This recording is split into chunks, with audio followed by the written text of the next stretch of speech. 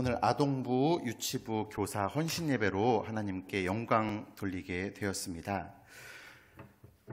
여러분들 지금 생각하실 때에 나에게 가장 영향을 주었던 사람이 누구인가 한번 마음속으로 한 사람씩 생각해 보시기를 바랍니다.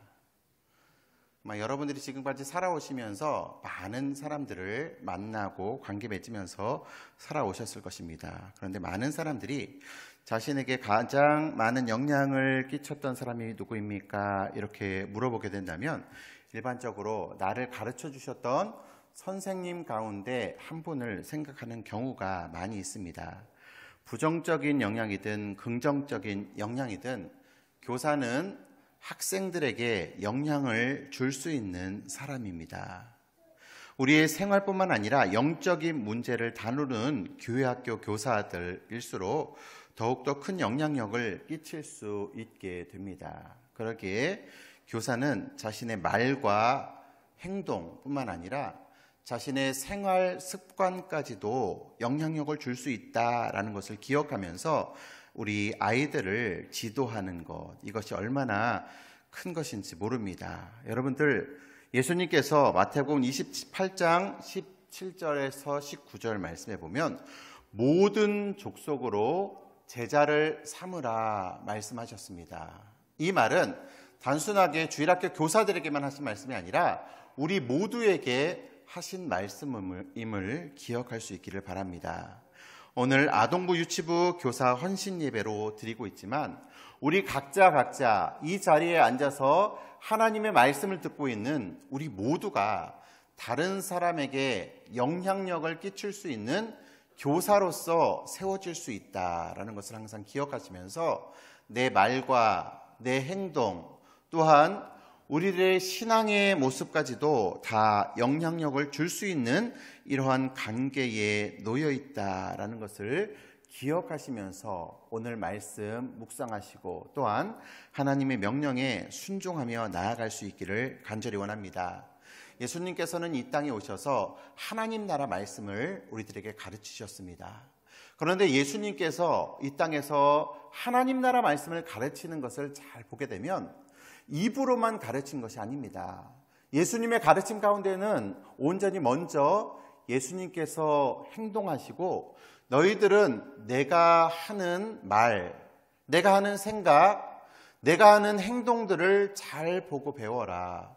그래서 너희들 마음대로 하지 말고 하나님께서 나를 통해서 너희들에게 일러주신 대로 나를 따르라 말씀하셨습니다. 그리고 너희들이 나를 통해서 배운 것들을 이제 가서 너희 삶의 자리에서 보고 듣고 배운 대로 섬기면서 그들을 인도하여라 말씀하고 있는 것입니다. 그러기에 교사는 먼저 본을 보이는 섬김의 리더십을 가지고 있어야 합니다.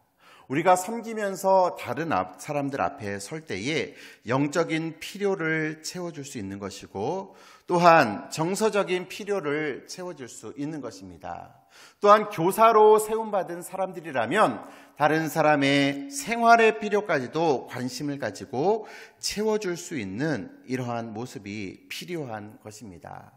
또한 하나님께서 우리를 교사로 세워주실 때에 너희들이 보고 듣고 배운 것 이제 너희들에게 다 알려주었으니 더 이상 배울 필요가 없다 이렇게 말씀하신 것이 아닙니다.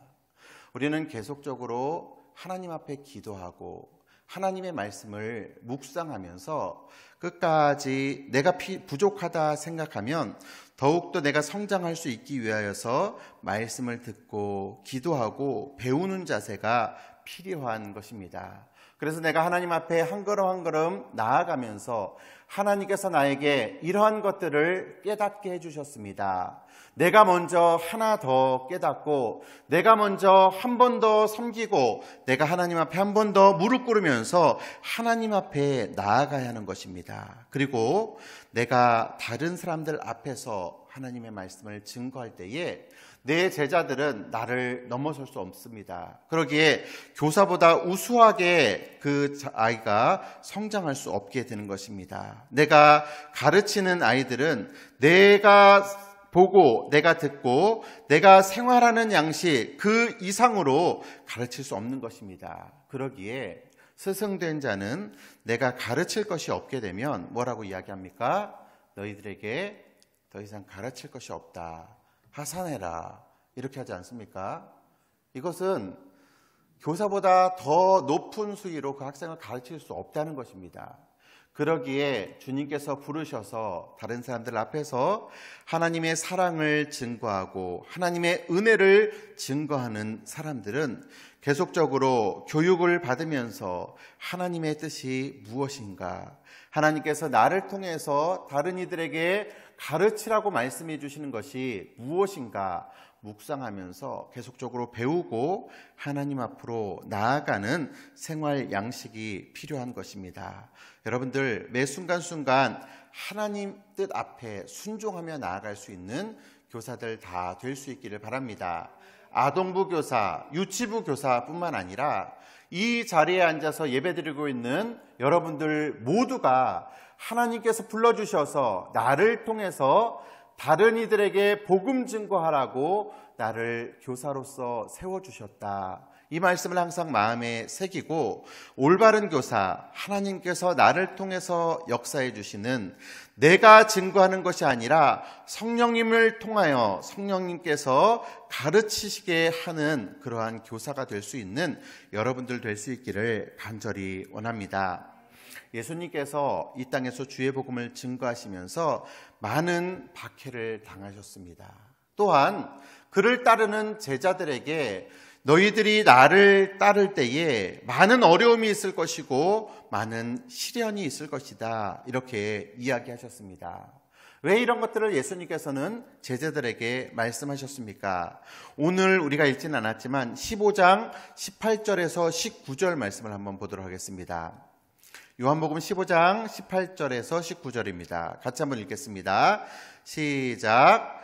세상이 너희를 미워하면 너희보다 먼저 나를 미워한 줄을 알라.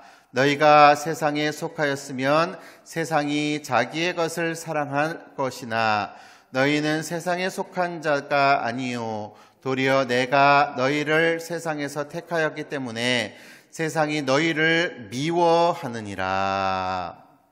예수님께서는 제자들과 함께 다니시면서 세상 사람들이 나를 미워한다, 또한 너희들이 나를 잘 따른다고 하지만 세상 사람들이 너희를 우대하거나 너희를 잘 보거나 너희들을 섬겨주거나 너희들을 우러러보는 것이 아니라 너희들을 미워하게 될 수도 있다, 이것을 경고하십니다. 그런데 기억해라.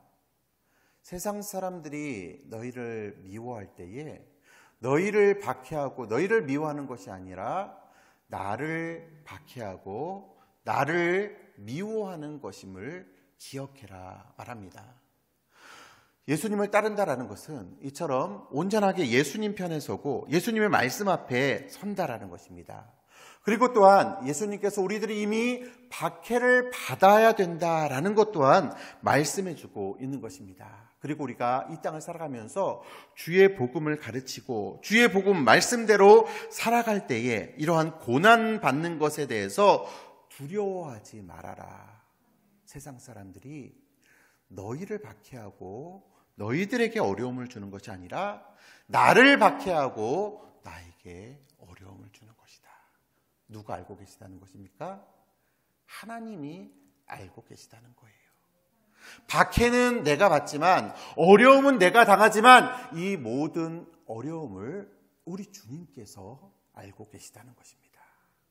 예수님께서는 이 땅에서 그를 따르는 제자들에게 이렇게 고난 당하면서 이 모든 것들을 너희들이 잘 이겨나가게 될 것인데 이 모든 고난과 어려움을 내가 이미 알고 있다. 그러므로 너희들이 그 고난 당하는 것에 대해서 두려워하지 말라. 이미 내가 다 알고 있기 때문에 너희들에게 이 고난으로 넘어지게 하는 것이 아니라 이 고난이 너희들에게 유익이 된다, 이것을 말씀해 주고 있는 것입니다.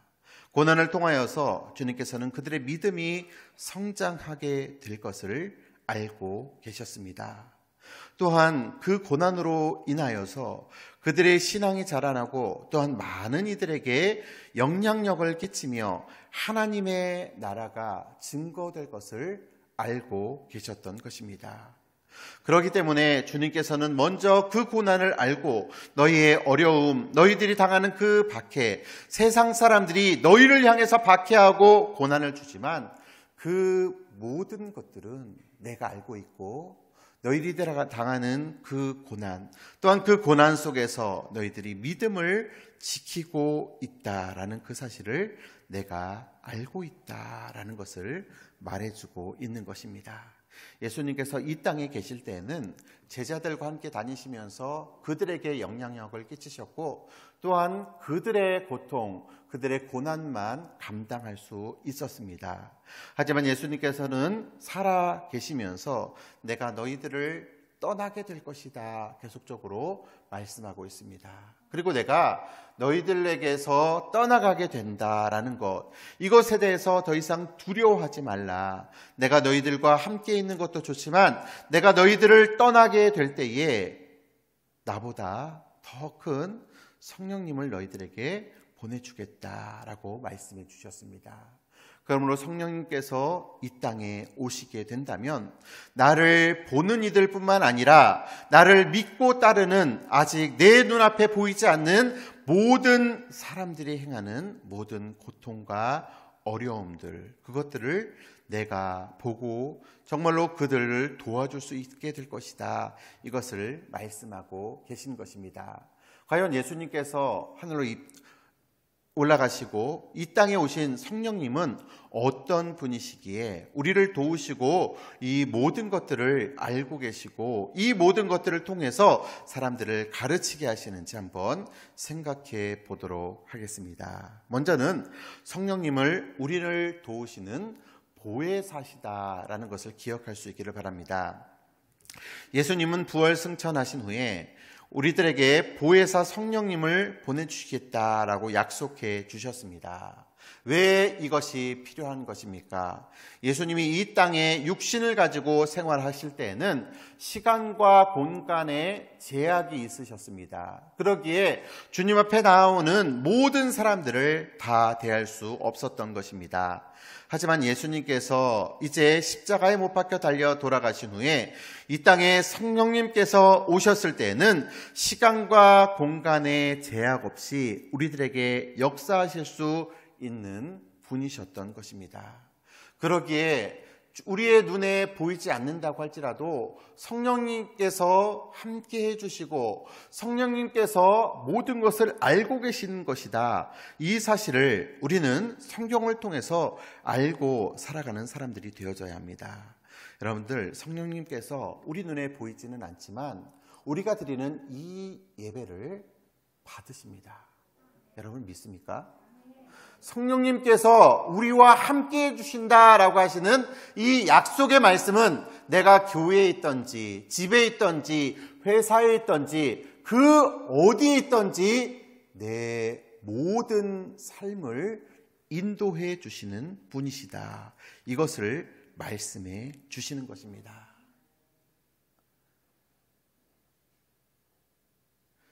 이것이 믿는 사람들에게는 큰 은혜입니다.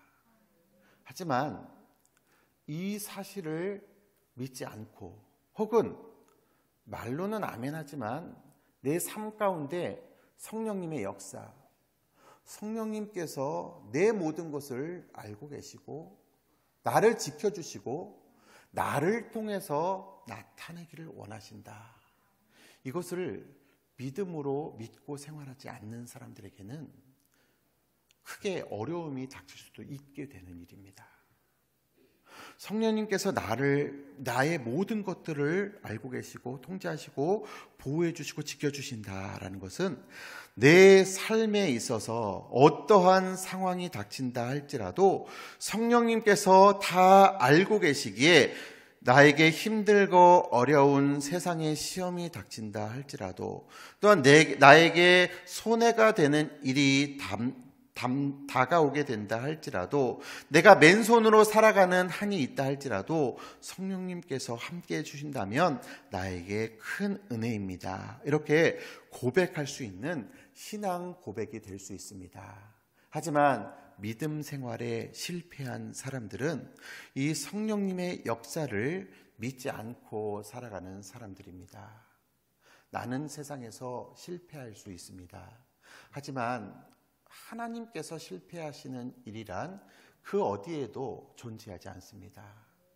이 세상을 창조하신 하나님의 시각에서는 내가 잘못되어지고 또한 내가 시련당하고 고통당하는 것, 이것에 대해서 하나의 작은 일입니다. 하지만 하나님께서 내 시험당하고 내가 어려움을 당하고 내가 낙심당하고 내가 낙오자가 되고 이러한 모든 것들을 알고 계시고 모든 것을 지켜보고 계시다라는 믿음이 있는 사람이라면 이러한 상황 속에서도 당당하게 헤쳐나올 수 있는 믿음을 가지고 살아가는 것입니다. 이 세상에 잠시 잠깐 돈이 없다고 할지라도 영원히 없는 것은 아닙니다. 이 세상에서 잠시 잠깐 질병으로 어려움을 당한다 할지라도 내가 이 세상에서 당하는 이 질병의 어려움이 영원하지 않는다라는 것입니다. 내가 당하는 건강의 문제, 내가 당하는 물질의 문제, 내가 당하는 사회적인 어려움, 이 모든 것들을 성령님께서 아신다라는 믿음이 있게 된다면 잠시 잠깐 힘들고 어려움 당할 수는 있겠지만 이 어려움 속에서 성령님을 볼 수 있는 이러한 믿음의 눈을 가지고 살아가는 것이고, 더 이상 성령님께서 나와 함께 해주시는데 환난이나 박해가 문제가 되지 않는다라는 그 사실을 우리는 기억해야 합니다. 이처럼 믿음 안에서 살아가고 있는 사람들은 나의 중보자 되어주시는 성령님, 보혜사 성령으로 이 땅에 오셔서 나와 함께 해주신다는 그 성령님을 믿는 믿음, 어떠한 환경과 어떠한 어려움 속에서도 이겨나갈 수 있는 원동력이 될 수 있는 것입니다. 이것이 성령님과 함께하는 믿음의 삶입니다. 이것이 얼마나 우리들에게 위로가 되어집니까? 더 이상 슬퍼할 이유가 없는 것입니다. 더 이상 낙심할 이유가 없는 것입니다. 우리들에게 주어지는 고통과 어려움의 문제는 성령님께서 다 알고 계시기 때문에 내 영혼을 죽이는 문제가 아니다라는 그 사실을 항상 기억할 수 있기를 바랍니다. 두 번째로, 성령님께서는 우리들에게 진리 가운데로 인도하시고 진리를 깨닫게 해주신다라고 말씀하고 계십니다. 우리 13절 말씀을 같이 한번 읽어보겠습니다. 시작. 그러나 진리의 성령이 오시면 그가 너희를 모든 진리 가운데로 인도하시리니 그가 스스로 말하지 않고 오직 들은 것을 말하며 장래일을 너희에게 알리시리라. 아멘. 성령님께서 우리들에게 알려주시는 것은 진리를 알려주시는 것입니다. 성령님의 역사함을 받고 성령의 인도를 따르며 성령의 인도를 받으며 다른 사람들 앞에서 가르치는 사람들은 주님께서 나에게 알려주시는 진리의 말씀을 가르쳐 주신다, 이 사실을 항상 기억할 수 있는 여러분들 될 수 있기를 바랍니다. 내 입술을 통해서 나가는 모든 말들이 성령님의 역사를 통하여서 나가는 말이 됩니다. 또한 여러분들의 손으로, 여러분들의 발로 행하는 모든 행동들이 성령의 역사하심으로 말미암아 진리가 과연 무엇인가 한 번 더 생각하고 행동하게 해주시는 것이 성령의 인도함을 따르면서 살아가는 사람들의 모습입니다. 영국의 위대한 설교가 스펄전 목사님이 이제 설교 준비를 열심히 했습니다. 그리고 성도들 앞에서 하나님의 말씀을 증거합니다. 그런데 그날따라 말을 하는데 자꾸 입술이 꼬입니다. 그리고 이제 설교를 다 마친 후에 스펄전 목사님의 마음속으로 생각을 합니다. 오늘 내가 설교를 망쳤다. 이런 생각이 든 것입니다. 그리고 그 다음 주에 내가 좀 더 잘 준비해서 하나님의 말씀을 전해야 되겠다. 이런 생각을 가지고 일주일 동안 열심히 하나님의 말씀을 준비했습니다. 그리고 그 주일 이제 성전에서 강단에 서서 주의 복음을 증거했습니다. 말도 잘 되고 내가 준비한 대로 하나님의 말씀을 잘 전했다. 이렇게 생각이 든 것입니다. 그리고 그 주일이 지나고 나서 이제 이 스펄전 목사님 머릿속에 생각이 스쳐 지나갑니다. 내가 지난 주일날 말씀을 증거했을 때 내가 실패했다고 생각을 했는데 과연 그때 내 말씀을 듣고 하나님의 말씀을 듣고 이제 회심한 사람이 몇 명이나 될까 궁금해진 겁니다. 그리고 이번 주에 회심한 사람, 또한 지난주에 회심한 사람, 이것을 한번 통계를 내봐야 되겠다 하고 사람들에게 질문을 하였습니다. 그리고 강단에서 이제 사람들에게 묻고 이제 그 상황에 대해서 생각을 했습니다. 그런데 자신이 설교를 하고 실패했다라고 생각은 한 그 설교를 듣고 회심한 사람이 41명, 41명이 그 실패한 설교를 듣고 내가 하나님의 은혜를 깨닫고 내가 믿음을 가지려고 결단을 했습니다. 이렇게 이야기한 것입니다. 그리고 이 스펄전 목사님이 한 주일 동안 열심히 설교 준비를 해서 나는 설교를 정말로 잘했다 이렇게 생각했을 때 회심한 사람이 단 한 사람도 없었다라는 것입니다. 스펄전 목사님의 말씀에 따르면 하나님은 성령의 능력 없이 하나님을 하고자 하는 사람들을 안타까워하신다라는 것입니다. 왜냐하면 하나님의 일은 성령님의 도움이 없이는 할 수 없기 때문이다. 이렇게 결론을 내렸다고 합니다. 내가 강단에 서서 하나님의 말씀을 증거하지만 성령의 역사로 말미암아 나는 실패했다고 생각하지만 성령의 역사는 그러한 상황 속에서 나타나게 되었고 41명의 사람들에게 주의 복음이 증거되어지고 회심할 수 있는 기회가 나타나게 되었다라는 것입니다. 성령의 역사 없이 우리가 살아가게 된다면 실패하거나 낙심할 수밖에 없는 것입니다. 여러분들, 우리가 신앙생활을 하면서 술이 신앙생활에 안 좋고 담배 피는 것이 신앙생활에 안 좋고 도박하는 것 이런 것들이 신앙생활에 안 좋고 우리 삶 가운데 방탕한 삶으로 나아가는 것 이것이 결국 신앙인들에게 있어서 좋지 않다라는 것을 알고 있습니다. 그런데 이런 것들을 과감하게 끊지 못하는 이유가 무엇입니까? 우리의 삶으로 정말 우리가 머릿속으로는 이런 것들이 안 좋다라는 것을 알고 있습니다. 그런데 우리의 삶의 결단의 모습에 있어서는 성령님께서 나를 인도해 주신다. 믿음을 갖지 못하기 때문이라는 것입니다. 아직도 그 사람이 성령의 인도함을 받고 살아가는 것이 아니라 내가 해야지, 내가 결단해야지, 내가 무언가 해야지 내 힘으로 하려고 하니까 안 되는 것입니다. 성령님께서 나를 통해서 역사해 주신다면 내 삶에 있어서 방탕한 생활이 될 수 없을 것입니다. 내가 성령의 인도함을 받고 매일매일 살아간다 이렇게 생각을 하게 된다면 진리가 아닌 일에서 지금 당장 빠져나와서 진리의 자리에 서야 되는 것이 마땅합니다. 하지만 성령에 대해서 알고는 있지만 성령의 인도함을 받지 못하는 삶을 살아가고 있기에 내 힘으로 하려고 하기 때문에 이러한 결단의 삶이 이루어지지 않는다라는 것이죠. 성령님께서는 우리를 진리 가운데로 인도해 주시는 분이시고 또한 진리를 깨닫게 해주시는 분이십니다. 그러기에 성령의 인도함을 받고 살아가는 사람들이라면 내 삶을 다시 한번 점검해 보아야 합니다.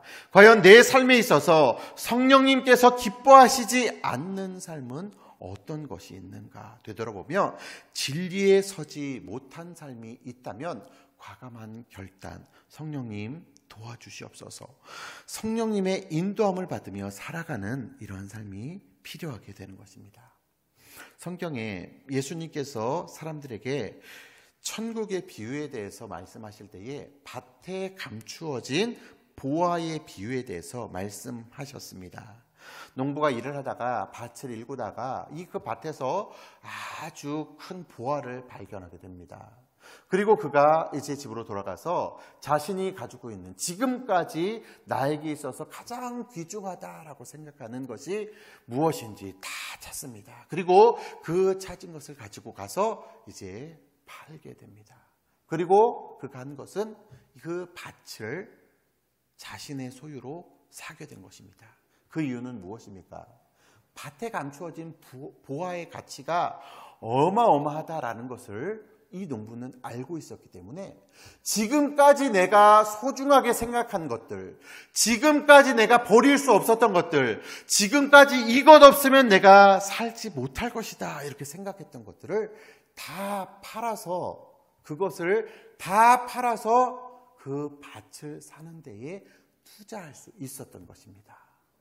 정말 중요한 것이 무엇인지 알았기 때문에 내가 그 전에 알고 있었던 중요한 것들이 결코 소중한 것이 아니구나, 이것을 깨달았기 때문인 것입니다. 여러분들, 성령님은 이와 같은 분이십니다. 내가 이 땅에서 살아가며 귀중하게 여겼던 것들, 나에게 있어서 이것 없으면 내가 살아갈 수 없어, 이것 없으면 내가 오늘 당장 무엇을 의지하고 살아갈 것인가, 이렇게 생각했던 것들이 이 세상에서 그 어떤 것도 문제가 되지 않는구나. 성령의 인도함을 받고 성령의 도우심을 받고 살아가게 된다면 이 땅에서의 삶이 진리가 아니었구나, 이것을 알게 되고 깨닫고 살아가게 되는 삶이 이어지게 되는 것입니다.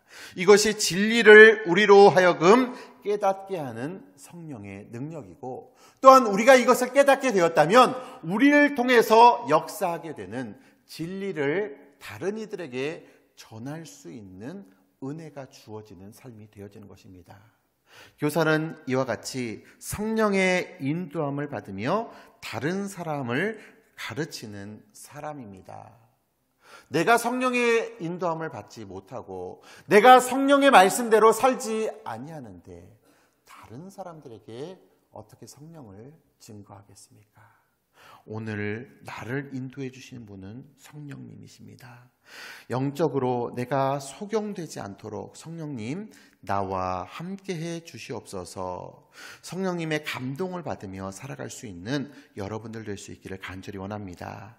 또한 마지막으로 성령님께서 오시게 되면 바른 길로 우리를 인도하시고 또한 우리의 잘못된 것을 책망하신다라고 말씀해주고 있습니다.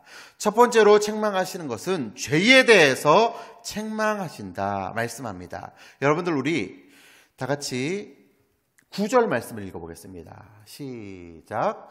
죄에 대하여라 함은 그들이 나를 믿지 아니함이요 말씀합니다. 우리가 보통 죄라고 생각하게 된다면 도덕질하는 것, 다른 사람을 죽이고 거짓말하는 것, 이러한 것들이 죄다 다 알고 있습니다. 그런데 많은 사람들이 이제 잘 알지 못하는 것, 믿음을 가지고 살아가는 우리들조차도, 이 자리에 앉아서 예배드리고 있는 우리조차도 중요하게 생각하지 않는 죄의 문제가 있습니다. 다시 한번 9절 읽어볼까요? 시작. 죄에 대하여라 함은, 죄가 뭐라고요? 죄가 뭐라고요? 그들이 나를 믿지 않는 것이 죄래요. 믿지 않는 게 죄래요. 여러분들, 믿지 않는 게 죄라고 해본 적 있으십니까? 예수님을 믿지 않는 게 죄랍니다. 예수님을 믿지 않는 사람들을 심판하시겠다라고 말씀해 주셔요. 성령님께서 하시는 일은 예수님을 믿지 않는 것에 대해서 심판하신다는 겁니다. 예수님을 믿지 않는 것은 용서받을 수 없는 죄입니다. 이 세상에서 우리들이 거짓말하며 살아가는 것, 또한 살인을 한 것까지도 용서만 받을 수 있대요. 그런데 예수님을 믿지 않는 것은 하나님 나라 가는 그 문턱에서 그 문턱을 넘지 못한다는 거예요. 우리가 천국은 예수님으로 말미암아 들어가는 곳입니다. 그런데 예수님을 믿지 아니하면 천국에 들어갈 수 없게 되는 거예요. 예수 믿으면서, 교회 다니면서 예수님을 믿지 않는 것에 대해서 여러분들 죄라는 것을 기억할 수 있길 바랍니다. 내 주변에 예수님을 믿지 않게 되면 구원받을 수 없다라는 그 사실을 기억할 수 있기를 바랍니다. 성령님께서는 우리들로 하여금 죄에 대하여 말씀하시는데 그들이 나를 믿지 아니하는 것에 대해서 심판하시겠다라는 것을 말씀하고 있습니다. 예수님을 믿지 않는 것, 내 주변에 예수님을 믿지 않는 것은 구원받을 수 없다라는 그 사실을 항상 기억하시면서 여러분 지금 당장 내 주변에 예수 믿지 않는 사람이 누가 있는가 기억하실 수 있기를 바랍니다. 예수 믿지 않는 것은 더 이상 용서함 받을 수 없는 죄라는 것을 기억할 수 있기를 바랍니다. 성령님께서는 이러한 예수님을 믿지 않는 것이 죄다라는 것을 무섭게 심판하신다라는 것을 말씀하고 있습니다. 두 번째로 우리들에게 가르치기를 원하시는 것은 의에 대해서 책망하신다라고 말씀합니다. 우리 10절 한번 읽어보겠습니다. 시작. 의에 대하여야 함은 내가 아버지께로 가니 너희가 다시 나를 보지 못하게 될 것이다 라는 것을 말씀하고 있습니다. 예수님께서 이 땅에 계시면서 하나님의 나라를 증거하시게 됩니다. 그리고 예수님께서 이제 더 이상 너희들과 함께 있지 못하게 될 텐데 내가 가는 곳은 영원한 하나님의 나라이다. 너희들이 나를 다시 못 보게 되고 너희들이 나와 함께 있지 못하게 될 것인데 너희들이 나를 볼 수 있는 방법이 있다. 그것은 무엇이냐? 너희들이 이 땅에서 나를 잘 믿고 생활하다가 너희들이 이제 나에게로 오게 될 때에 너희들이 나를 잘 믿었다라는 그것을 하나님 앞에 보이게 된다면 너희들이 나를 다시 만나게 될 것이다. 이것을 말하고 있는 것입니다. 이것은 예수님께서 십자가에 못 박혀 달려 돌아가심으로 우리의 죄의 문제를 해결해 주시게 될 것이고 죄의 문제가 해결된 사람은 의인으로서 거듭나게 되며 의인들은 다시 나를 만나게 될 것이다. 이것을 말씀해 주고 있는 것입니다. 이와 같이 의에 대해서 책망하시게 됩니다. 우리 모든 사람들은 다시 예수 그리스도 앞으로 가게 될 것인데 예수님 앞으로 가게 될 때에 예수님을 다시 만날 그때에는 우리의 죄의 문제에 대해서 심판을 받게 된다라는 그 사실을 기억할 수 있기를 바랍니다. 우리는 항상 의인으로서 살아갈 수 있는 성도들이 되어져야 합니다. 그 은혜를 우리들에게 허락해 주신 분이 예수 그리스도이십니다. 그러기에 여러분들을 매일매일 기도하실 때에 여러분들의 죄의 문제를 온전하게 회개하며 생활하실 수 있는 성도들 될 수 있기를 바랍니다. 예수님 앞에 가는 그 순간은 심판의 순간이다.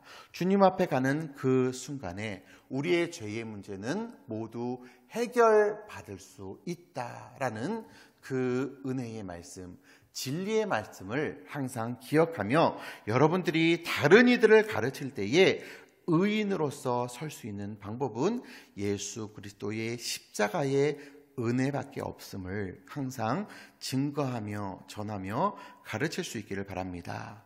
또한 주 예수 성령님께서 우리들에게 가르치고자 하시는 것은 심판에 대해서 가르치신다라고 말씀하십니다. 우리 다 같이 11절 말씀을 읽어보도록 하겠습니다.